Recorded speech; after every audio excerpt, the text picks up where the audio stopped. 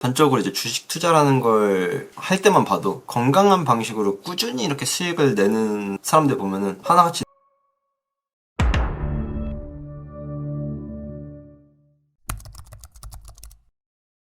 안녕하세요. 안녕하세요. 제가 오늘 좀 개인적인 고민이 있어서 찾아왔습니다. 뭐죠? 제가 요새 투자 공부를 좀 하고 있거든요. 뭐 맨날 하는 건데 한 200일 전부터 했던 거예요. 투자 공부 하다 보니까 눈은 계속 높아지는데 수익이 좀 욕심만큼 늘지를 않아가지고 좀 답답하더라고요. 그치, 뭐 주식 투자뿐만 아니라 금융이나 뭐 경제 관련 정보들을 접하다 보면은 늘 겪게 되는 문제가 아닐까라고 좀 생각을 하고, 뭐 매스컴도 그렇고 뭐 SNS 매체들도 그렇고 하루에 몇백만 원, 뭐 몇천만 원 이런 버는 사람들이 적지 않게 보게 되잖아. 그러다 보면 이제 돈 몇만 원이 우습게 보이고, 뭐 어차피 주식 투자해서 뭐 잘 벌 텐데, 뭐 부동산 공부 좀 잘 해놓으면은 미래에 몇십억을 벌게 될 텐데, 이런 생각하면서 오늘 버는 몇만 원, 2만 원 뭐 이런 것들이 우습게 보이거든. 근데 막상 투자를 진짜 잘해서 꾸준히 건강한 방식으로 수익을 잘 내는 사람들은 돈에 대해서 생각보다 그렇게 생각 안 하거든. 그러니까 돈을 줄 때 쉽게 생각 안 하는 거지. 돈이라는 게 막 엄청 신비롭고 그런 건 아니지만 우리의 뭐 정신적인 부분에서 영향을 줄 수 있는 요소들하고 긴밀하게 엮여 있다 보니까 다들 돈에 대해서 약간 일종의 애증? 그런 관계에 있는 것 같아.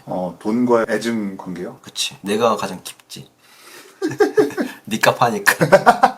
우리가 살다 보면 뭐 다양한 것들을 원하고 뭔가를 갖고 싶고 뭐 누리고 싶고 이런 욕심이라는 게 생기게 되잖아. 명품이나 뭐 외제차 같은 뭐 사치품이 될 수도 있고, 뭐 밥 한 끼나 몸누일 뭐 방 한 칸처럼 생존과 직결된 부분을 원할 수도 있는 거잖아. 근데 이런 것들이 충족이 안 됐을 때 본능적으로 왜 안 되지? 왜 못 가지지? 라는 생각이 든단 말이야. 근데 이런 것들이 따지고 보면은 대부분의 문제는 돈 때문이잖아. 돈이 부족해서 비싼 거 못 사는 거고, 돈이 없어서 어디 가고 싶어도 못 가게 된다는 거지. 모든 불만의 근원이 돈처럼 느껴질 때가 우리 인생에 살면서 되게 그렇다는 생각이 많이 들잖아. 예를 들어서 초등학생 때는 이제 내가 나가 놀고 싶은데 엄마가 못 나가게 하고, 뭐 채소를 먹기 싫은데 엄마가 억지로 내 입에 넣고, 공부하기 싫은데 엄마가 억지로 시키다 보면은 내가 지금 사는 게 불만족스러운 이유가 다 엄마 때문인 것 같기도 하고, 이런 생각이 들잖아. 돈도 사실 비슷한 맥락인 거지. 이것도 갖고 싶고 저것도 하고 싶은데 결국 따져봤을 때 자꾸 방해하고 가로막는 게 뭐냐라고 하면 돈 때문인 거지. 그러다 보니까 돈에 대해서 사람들의 인식이 부정적인 경우가 되게 많거든. 돈이라는 이미지 자체는 좀 사람들이 대부분 생각할 때 부정적으로 인식되고 천박하고 이런 인식들이 되게 많은 거지. 최근에 롬무어라는 사람이 새로 나온 책을 출판사에서 보내줘서 읽었는데, 이 사람이 사실 레버리지라는 책으로 되게 유명하거든. 최근에 봤는 책 사실 이거 부의 숙성이라는 책인데, 여기서 초반부에 이 작가가 이제 돈이 없었을 때 이야기가 나오는데, 이 사람이 그때 당시에 드림카가 페라리였나봐. 나는 포르쉐 911이었는데 근데 어릴 때 집 앞에서 이 사람 친구랑 있다가 갑자기 자기네 앞으로 본인이 꿈꾸던 페라리가 휙 지나가는 걸 이제 본 거야. 그 사람 살던 동네가 이제 그 당시에는 조금 못 사는 동네라서 그 차를 실제로 처음 보게 된 거지. 자기 드림카가 이제 지나가자마자 자기도 모르게 친구한테 저기 봐봐, 마약상 지나간다,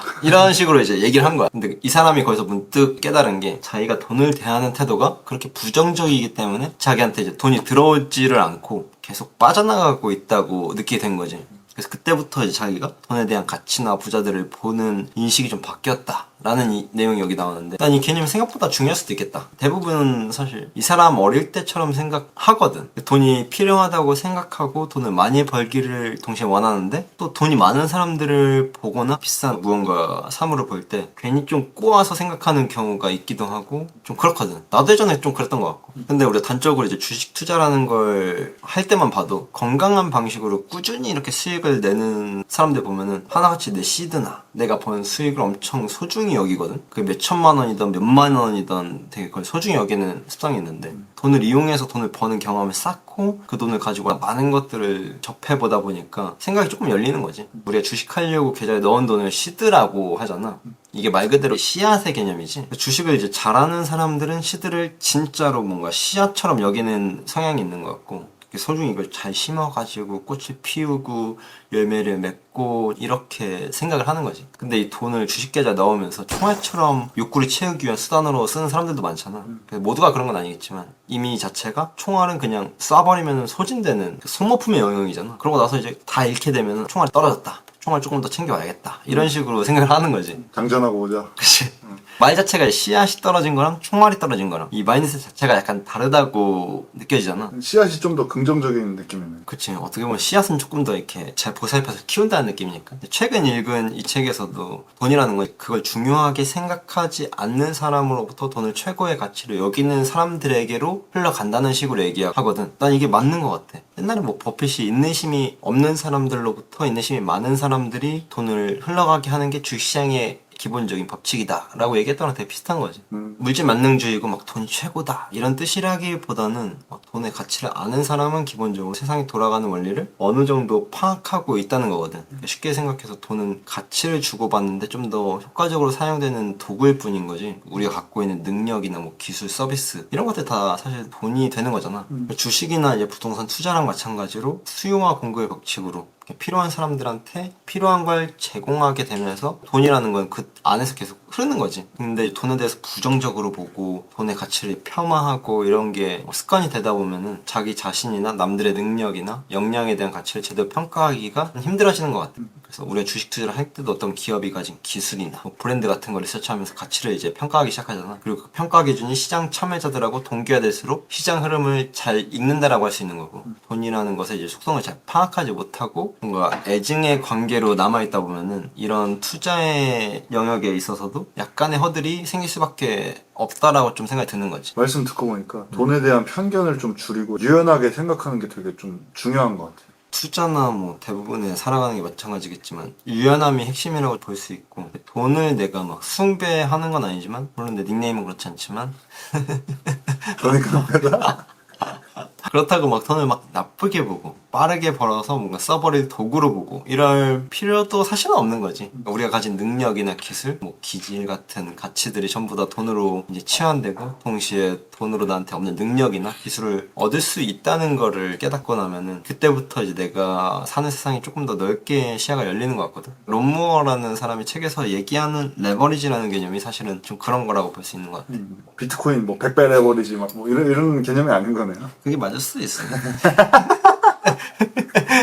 그것도 물론 레버리지라고 하지만 책에서 얘기하는 레버리지는 조금 더 범용적인 큰 개념이라고 볼 수 있고, 예를 들어서 내가 유튜브로 혼자 하면은 지금 이 영상도 뭐 혼자 기획해서 찍고 혼자 편집하고 내가 썸네일도 만들고 다 혼자 해야 되는 거잖아. 내 인적 가치를 레버리지 함으로써 우리 팀이 각각의 역할들을 맡아주고, 그럼 나는 그 시간에 또 다른 가치 창출할 수 있는 일을 할 수 있는 거고, 이런 식으로 레버리지를 사용한다 그러면은 가치 흐름이 조금 더 빨라지다 보니까 자산이 조금 더 빨리 축적된다는 게 이 사람의 논리이고 되게 핵심적인 이야기지. 왜냐면 우리한테는 시간이라는 제약이 존재하잖아. 어떻게 보면 그 어떤 자산보다 소중한 자산이라고 얘기할 수 있고, 그걸 얼만큼 효율적으로 사용하고 더 나아가서 시간의 제약을 잘 뛰어넘을 수 있느냐에 따라서 비논리적인, 비상식적인 속도로 우리가 가진 가치가 커질 수 있다라는 이야기를 하고 있는 거지. 단순히 레버리지라는 게 돈 왕창 뭐 빌려서 도박처럼 사고 파는 개념이 아니라 가치 흐름을 우리가 더 빠르게 효과적으로 만들기 위해서 다른 가치들을 끌어서 트레이드 오프한다 라는 개념이거든요. 그래서 책에서 보면 사람, 돈, 시스템, 아이디어, 뭐 기술 이런 것들이